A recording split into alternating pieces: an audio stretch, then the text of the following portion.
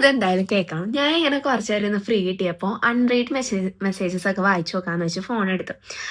അങ്ങനെ ഞാൻ നോക്കിക്കൊണ്ടിരിക്കുക ഇങ്ങനെ. അപ്പം എനിക്കിങ്ങനെ കുറേ സപ്പോർട്ട് ലവ് ഒക്കെ ഇങ്ങനെ ഇങ്ങനെ കുറേ പേര് ഇങ്ങനെ ഉണ്ട്. And thank you so much for that. അവരോടൊക്കെ thank you so much. Okay, അതല്ല നമുക്ക് പറയാനുള്ളത്.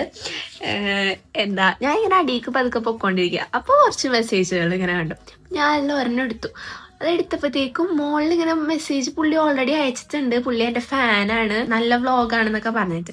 എന്നിട്ട് അപ്പം ഞാനിങ്ങനെ താങ്ക് യു സോ മച്ച് എന്നൊക്കെ പറഞ്ഞു. എന്നിട്ട് അടിയിൽ എന്നോട് ചോദിച്ചേക്കാം, നീ മലയാളിയാണോ എന്ന്. എൻ്റെ ഫാൻ എന്നോട് ചോദിക്കാം ഞാൻ മലയാളിയാണോന്ന്.